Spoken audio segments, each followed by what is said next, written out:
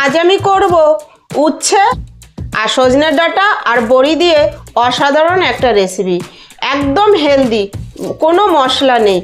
এই রেসিপিটা খেতে হয় দারুণ। গরমের শুরুতে বা গরমে এই রেসিপিটা করে নিন আর একবার করে খেয়ে দেখুন, খেতে হয় অসাধারণ। তাহলে চলুন আমি রেসিপিটা কিভাবে করছি আমার সঙ্গে থাকুন আর দেখতে থাকুন। নমস্কার, তাপসী রান্নাঘরে সকলকে স্বাগত। শুরু করছি নতুন একটা দিনে নতুন একটা ভিডিও। আজ আমি করব একটা নিরামিষ রেসিপি, একদম হেলদি ও স্বাস্থ্যকর। গরমের শুরুতেই এই রেসিপিটা করে খেলে দারুণ লাগে। আর গরমের শুরুতে বা গরমের মধ্যে এই রেসিপিটা করে খেয়ে দেখুন, তাতে শরীরটাও ভালো থাকবে, পেটের দিকেও ভীষণ উপকার। আর এই রেসিপিটা বেশি কিছু লাগে না, কয়েকটা সবজি দিয়েই করা যায়। দেখুন আমি এখানে আলু কেটে নিচ্ছি, ঠিক এরকম লম্বা লম্বা করে। আমি একটা আলু ব্যবহার করছি, বেশি আলু দিচ্ছি না। আপনারা এভাবে, আজকে আমি যে রেসিপিটা করছি আপনারাও এইভাবে এই রেসিপিটা একদিন করে খেয়ে দেখবেন, ভালো লাগবে, খারাপ লাগবে না। আর আজকের ভিডিওটা আশা করছি আপনাদের কাছে ভালোই লাগবে। দেখুন আমি আলুগুলো ঠিক এরকম লম্বা লম্বা করে কেটে নিয়েছি। এবার আলুগুলো আমি তুলে নিচ্ছি। এবার নিয়ে নিচ্ছি সজনে ডাঁটা। এখন কিন্তু বেশ বাজারে সজনে ডাঁটা, কচি কচি সজনে ডাঁটা উঠছে। আর এই সজনে ডাঁটার এই রেসিপিটা খেতে হয় অসাধারণ। আমাদের ঘরে প্রত্যেকেই কিন্তু ভীষণ ভালো খায়। এই সময় সজনে ডাঁটাটা একদম কচি, তো এই সজনে ডাঁটা দিয়ে এই রেসিপিটা হয় দুর্দান্ত। দেখুন আমি সজনে ডাঁটাগুলো ঠিক কেটে নিচ্ছি। এখান থেকে কিন্তু ছাড়ানোর কিছু নেই, শুধু কেটে নিলেই হয়ে যাবে। একদম কচি। এখন এখন হয়তো একটু নতুন তো, এখন একটু দাম বেশি, আর কদিন পরে একদমই দাম কমে যাবে। তাহলে আপনার গরমের দিনে এই রেসিপিটা মাঝে মধ্যে করে খান, ভালো লাগবে। আর আমার এই ভিডিওটা ভালো লাগলে লাইক, কমেন্ট, সাবস্ক্রাইব করবেন। সাবস্ক্রাইব করে পাশে থাকা বেল আইকনটি প্রেস করে নোটিফিকেশনটি অন রাখবেন। যখনই আমি এরকম নিত্য নতুন ভিডিও আপলোড করব পৌঁছে যাবে সবার আগে আপনাদের কাছে। দেখুন আমি সজনে ডাঁটাগুলো ঠিক এরকম করে কেটে নিয়েছি। তাহলে সব সজনে ডাঁটাগুলো একইভাবে আমি কেটে নেব। এবার নিয়ে নিয়েছি আমি একটু কচি কুমড়ো।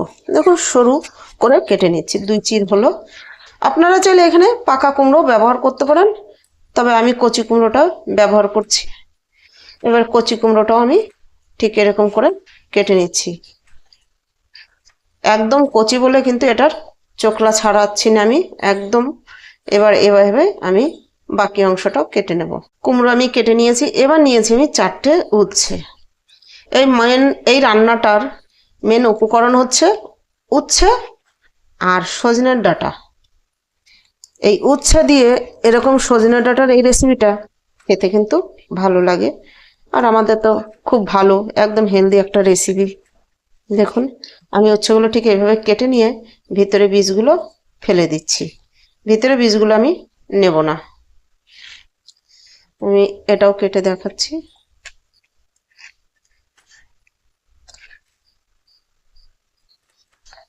বীজগুলো নেব না, শক্ত এগুলো। যদি বীজটা কচি হতো তাহলে আমি বীজটা রেখে দিতাম, একদম এত শক্ত বীজ নেওয়া যাবে না। এবার আমি উচ্ছেগুলো দেখুন এরকম লম্বা লম্বা করে আর এইটুকু মোটা করে কেটে নিয়েছি। এবার আর 3টে উচ্ছে আমি কেটে নেব। দেখুন সব সবজি আমি কেটে নিয়েছি। এবার আমি ভালো করে ধুয়ে নেব। রান্নার জন্য কড়াই বসিয়ে দিয়েছি। আমি এবার দিয়ে দিচ্ছি এখানে তেল, অল্প করে। তেল গরম হয়ে গেছে। এবার আমি বড়ি ভেজে নেব। দেখুন বড়িগুলো আমি লাল লাল করে ভেজে নেব।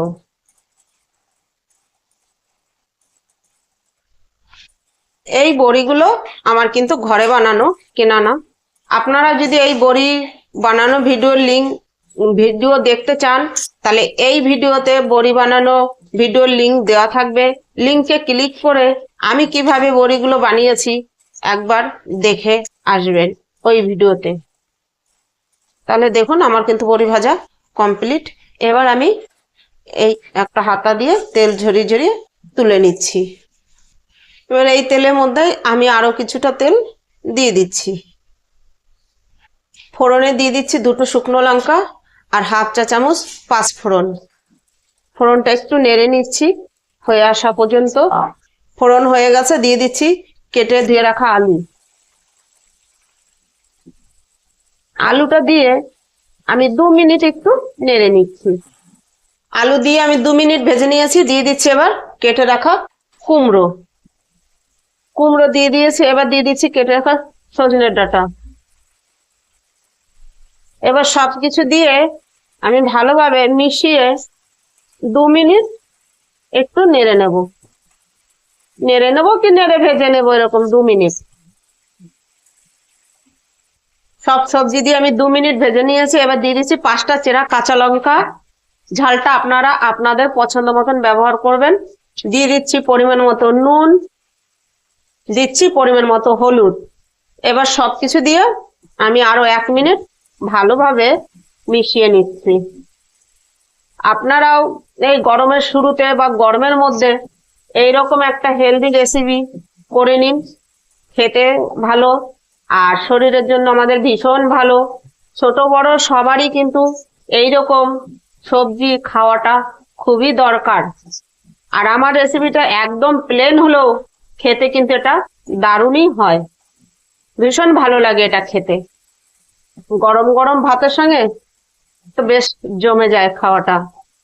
আবার আমাদের ঘরে কিন্তু অনেকে এই সবজি যেহেতু থাকছে আর সজনে ডাঁটাটা এখন নরম, ওই রুটির সঙ্গেও খেয়ে নেয়, যেহেতু আলু কুমড়োটা আছে সেই জন্য।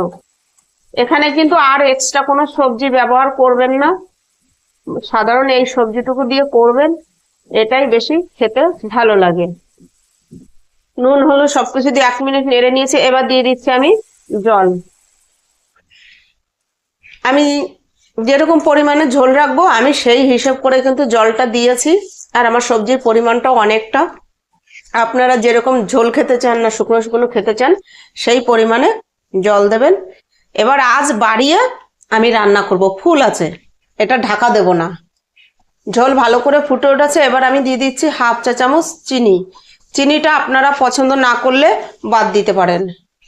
সবজি আমার হাফ সিদ্ধ হয়ে গেছে। এবার দিয়ে দিচ্ছি আমি কেটে রাখা উচ্ছে। এবার উচ্ছে দিয়ে পুরো রান্না আমি করে নেব।